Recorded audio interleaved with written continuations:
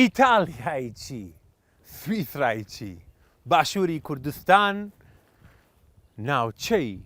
چۆمان گوندی جوانی ڕۆستێ نازانم لەمە سروش جوانتر ئەبێیانە ئەم جارەیان لەگەڵ گروپی ژیوار کە پێک هاتوون لە 5 خاتوون لە ڕۆژهەڵاتی کوردستان لەگەڵ ما بن.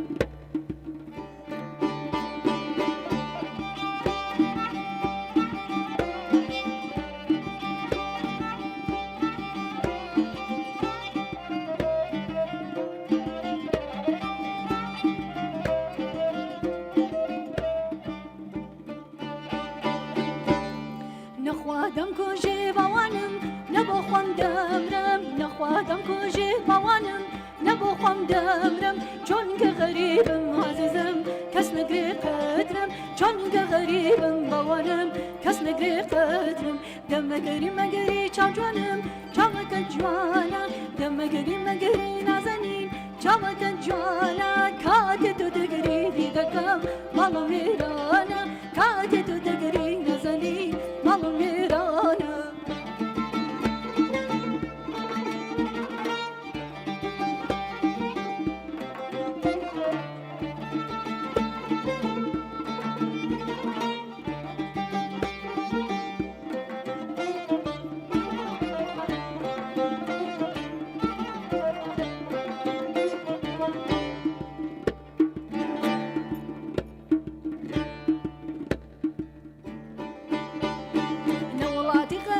باوانم غەریب دیارە لە وڵاتی غەریب باوانم غەریب دیارە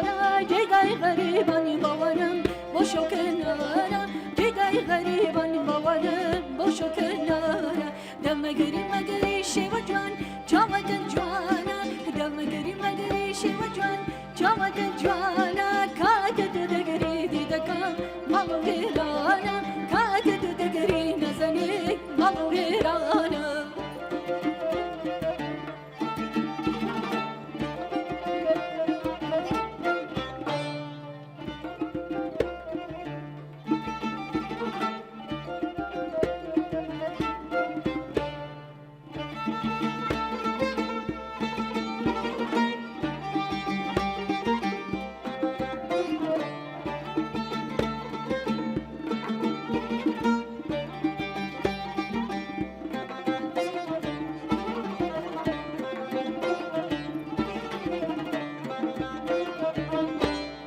ژیوارگیان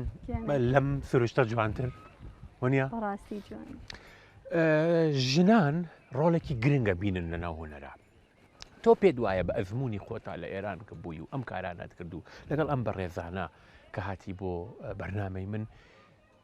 ئایندە و پاشە ڕۆژی موزیک لەناو ژنانە لە ئێران بە تایبەت ڕۆژهەڵات تا چۆنەی بینی ژنێکم لە پاکیدا بە حەق خاوێنە دامانم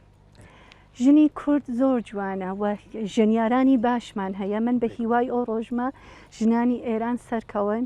و ئەو ئایندە نزیکەوە ئێبینم محدودیت باعثی پیشرەفتێوێ محدودیت ئەبێتە قودرەت بۆ ژنان لە ئێرانە بە کوردەکەیشەوە بە ڕۆژهەڵات و بە فارس و بە کورد و بە تورکۆ هەمویان سەرەکەون بەڵام چۆن لە ئاستێکی تەنگاهن ژن سەرەکەوێ ئەو کچانە هەمویان ئەبنە ژەنیارانی باش لە توا دنیا بێ بیاناسێن یانە بەڕاستی ئەم بەرنامە پێم وابێ ئەم ژنانە بناسێنن کە ژن چەندێک وە پێت وایە ئایندەیەکی چاکەیە بۆ حضوری ژنەکانی ڕۆژهەڵات تەلەنتی جوانی من نابێ بشارێتەوە ئەو تالنتانە. نابێ بشارێتەوە من بە هیوای ئەومە کاتێکی تر لەگەڵ گروپێکی گەورەتر ئینشەڵا بێمە خزمەتتان کە بێژین ژنان چەندێ قودرەتیانەت وە چ ژنیارانێکی باشن بە هیوای ئەو ڕۆژە ژن سەرەکەوێ.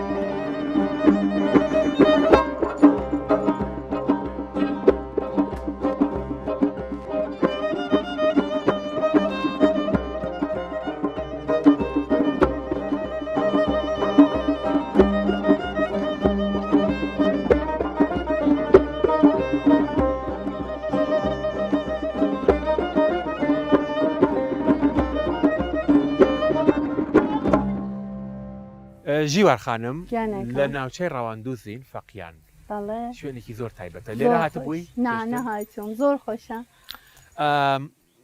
ئەم خاتبوونانەی کە لەگەڵتان لە گروپی ژیوار کێن پێمی بناسێنە؟ شیوا خانم، باشە، فاتمە خانم، فەریدە خانم، کیمیا خانم. واتە تار، عود، تۆمبەک یان زەرب یان کەمانچە کە لە باشوور پێڵێن جۆزە. ئەم گروپە زۆر جار ئەبێنە 6 کەس ئەبنە 7 کەس یعنی ئەبنە 10 کەس بە پێی پرۆژەوە ئەو ئەندام قانونمان هەست بەد کەمان چاڵتۆمان هەست نەوازەندەی دەستمان هەست وەرە بۆم بۆم پرۆژە لەگەڵم دۆستانە افتخارەمەمە بوو کە بم بۆ لای جناب. باشە شیوا خانم یەکێک لە کۆنترین ئەندامانی گروپی ژیوار کە 15 ساڵە کچێکی لە ئێسفەهان کە خەڵقی ئێسفەهانە خۆی کوردیش نییە ئامێریکار لێیە 15 ساڵە جەنابەت کاری مۆسیقاکەی لەگەڵ گروپی ژیوارە. ئەم ئەزمونەی ئەم 15 ساڵەکە لەگەڵ تیپێکی کوردی واتە تیپێکی موزیکی وەکو لە ئێران ئەڵێن بانوان واتە تیپی ئافرەتان چۆن بوو ئەم ئەزمونە بۆ جەنابەت؟ بەڵێ هەژار من 15 ساڵە لەگەڵ خات و ژیوار کار دەکەم بەڵام پێش ئەوە بە هیچ شێوەیەک میوزیکی کوردیم نەژەنی بوو. بیست بووم گوێم لێ گرتە بوو لەبەرەوەی ئێمە لە بواری میوزیکدا دەمان خوێند دەبوایە گوێ لە میوزیکی جیاواز بگرین بەڵام خۆم میوزیکی کوردیم نەدەژەنی تا ئەو کاتەی بە شانازیەوە خات و ژیوارم ناسی. موزیکی کوردی بۆ تۆ چۆن بوو؟ یعنی تۆ لەناو ئەم گروپەکە ئیشەکەی چۆن ئەیبینی مۆسیقای کوردی و نەوای کوردی بۆ گوێی تۆ چۆن بوو؟ جیاوازی میوزیکی کوردی لەگەڵ ئەو موزیکە سنەتی ئێمە دەیژەنین ئەوەیە میوزیکی کوردی جۆش و خۆشی زۆرتری تێدایە، داینامیکی زۆرترە، سرعەتی زۆرترە. بەڵێ لە هەندێک پارچەدا خێرایی زۆرترە، ڕەنگە میلۆدیەکە دووبارە بێت، ڕستەی میوزیکی دووبارە بن، بەڵام ئەو جۆش و خۆشە بەڕای من زۆر سەرنجڕاکێشە بۆ ژەنیارانیش دەکرێت ئاڵنگاری زۆر دروست بکات. جەنابتان گەنجترین ئەندامی ژیوارن. یەک ساڵەوە نیە؟ ڕاستە. یەک ساڵ 15 ساڵ. بەڵێ ڕاستە. بێگومان ئەم یەک ساڵە چۆن بووە بۆ تۆ؟ مۆسیقای کوردی و لەگەڵ تیپی کوردی شت کرده بوو لەگەڵ گروپی کوردی؟ نەخێر. من پێشتر میوزیکی کوردیم نەژەنی بوو تاوەکو ئەو کاتەی ژیوارگیانم ناسی. لە ڕێیەکێک لە هاوڕێیانم کە ئەندامی گروپی ژیوار بوو بەم گروپە و ژیوارخان ئاشنا بووم. ئەمە بووە هۆی ئەوەی ببمە ئەندامی گروپەکە وەک ژەنیاری عود و زۆرتر ئاشنای میوزیکی کوردی بووم. و خب با موسیقی کوردی هم بیشتر آشنا شدم. ژیوارگیان تیپەکەتان وەکو 15 ساڵ و 1 ساڵ ئەو دوو ئازیزەش کەمانە کورد نین ئەم کچانە کورد نین چۆنە؟ چۆن من دانیشتوی شاری تارانم هەژارگیان بە خاترەوە لە تارانە دانیشم و فرای زۆربەت لە ژەنیارگەرە خۆیان پێیان خۆشە کە پەیامم بۆ تێکێمە حەزەکەن لە دەکتوار یا ئەو نەوازەندە قەبلیەکان کرد لە گورو چوبنە دەرۆی ژن ژیوارگیان ڕەفێقەکەی مەت گەرێکە بێتە جێگەی من هەر فرە بە سوورەتە مێهمان نەوازەندە تێتووەچێ بەت حەزەکەن ساز کوردی لێ بن جلوبەرگی کوردی ئەو نەجوانە هەیەجان یانەز ئەمەژێ کام ڕەنای بە من کام ڕەنکەمە بێرم هێنەکەی من پوڵەکی فرێتر بێ یانێ فرە ئیشتیاقیانە هەیجانێک فرە زەریفانە وجودیانە و فۆقۆلادن چۆن ئەمانە نۆتیستن کارەکان بە نۆت دەرتێرن بەت کەمکە من لەحنەکە لەگەڵیانە کارێکم ژمەم لەهجە ئاواسە وەکو فەریدا ئامێری تۆمبەکلیات فارسە بەڵام ئەوە لەحنەکەی کوردیە فکرەکەیت و کووردە خب ئەمە ئەلاقا کێشێکی مەسەڵەن کەسێک ئاوە مەسەڵەن ئەلاقەیەت بە موسیقای کوردی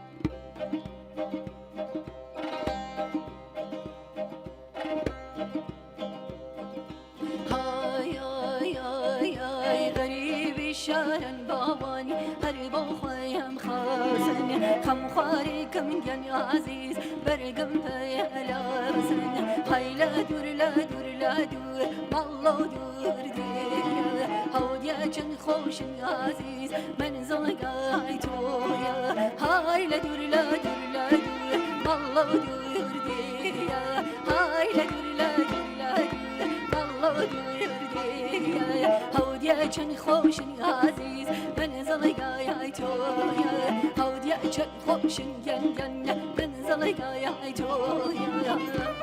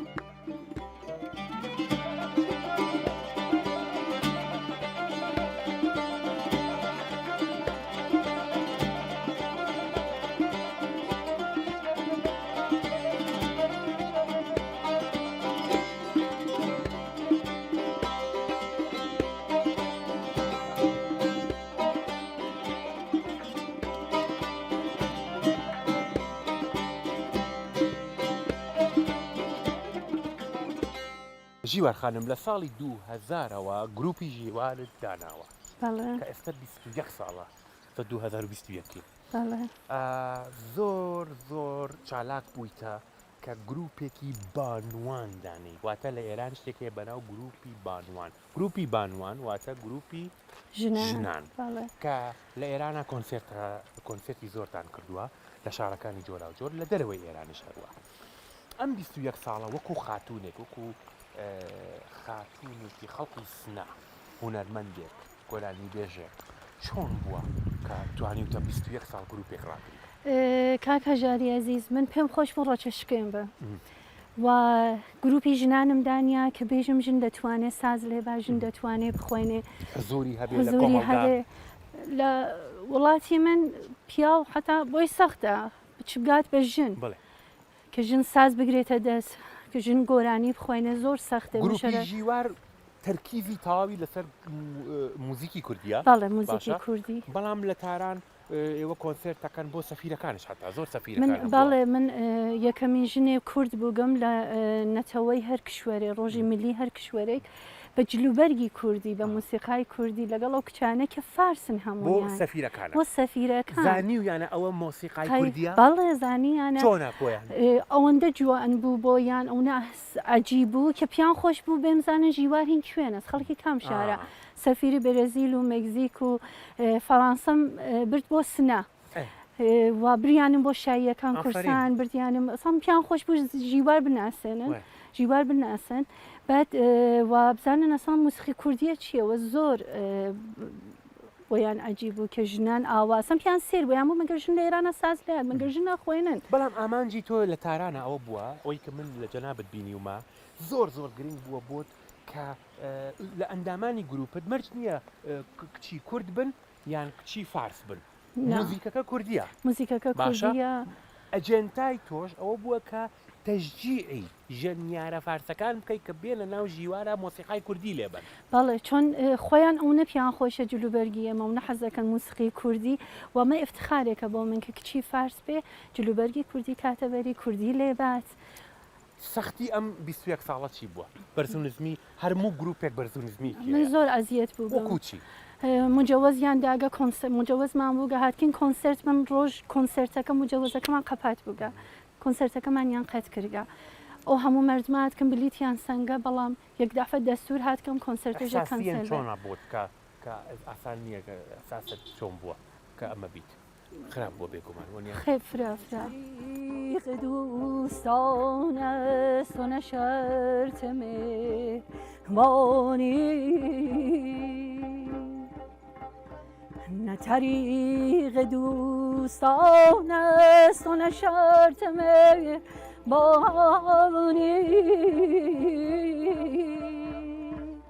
که به دوستان یک دل سر دست برفشانی یارا جانا داد یار جان یار.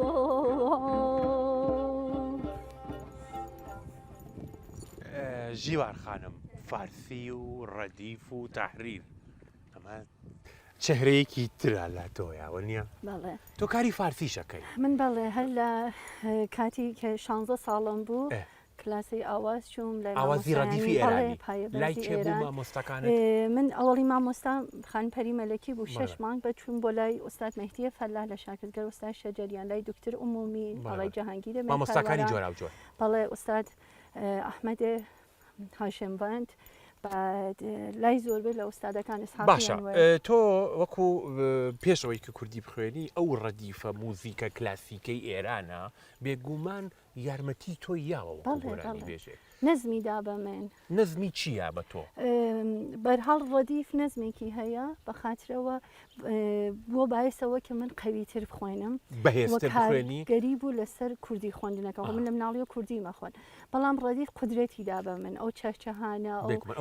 ئەو تەحریرانە هەرچەند خۆ جیاوازە لەگەڵ موسیقی کوردیە بەڵام هەستێکی باشیدا من هەم کوردی بە جیا لەحنێکی خۆمە خوێنم هەم فارسی بە لەحنێکی کامڵە نێرانی. بێگومان تەأثیری مۆسیقای کلاسیکی ئێران توانین بڵین هەم لەسەر مۆسیقای کوردی لەسەر مۆسیقای کلاسیکی ئێرانیشی بووە زۆرتریش تەأثیری هەبووە. بەعامە لەناو کارەکانت چۆن ئەڵێ هەفتای کوردیە 30% فارسیە یان 50-50؟ ناو کارە کوردیەکانم کامڵەن کوردی ئەحساسەکەم وەرە لە ناو موسیقای سنەتیشە خۆ بەو جیاوازە بەڵام بووگە باعثەوە کە چۆن ئێمە لە تارانە کۆنسرتان پارتێک کوردیمانەیە پارتێکی فارسیمان وەکو گروپی ژیوار بەڵێ هەر گروپی ژیوار واتە دوو بەشە بەشێکتان فارسیە مۆسیقای کلاسیکی ئێران بەشێکی کوردی بەشێکی بەڵام ناو کۆنسرتەکە وەختێ باڵەکە نێژن ژیوار ژیوار خانمە ژیوار کوردی بەخونی بعد پێم ئێژن فرە هەستێکی خۆشەوە جالب ئێژن کە وەرە تۆ کوردیە خوێنین ئێماوەیتە دنیایەکتر و هەستێکی جوانمان پیاد ئەحساسێکی جوانمان پیاد بە خاطرەوە بۆ من فرە خۆشایەندە کە فارس زمانەکان حەزەکەن لە گۆرانی کوردی من بێگومان.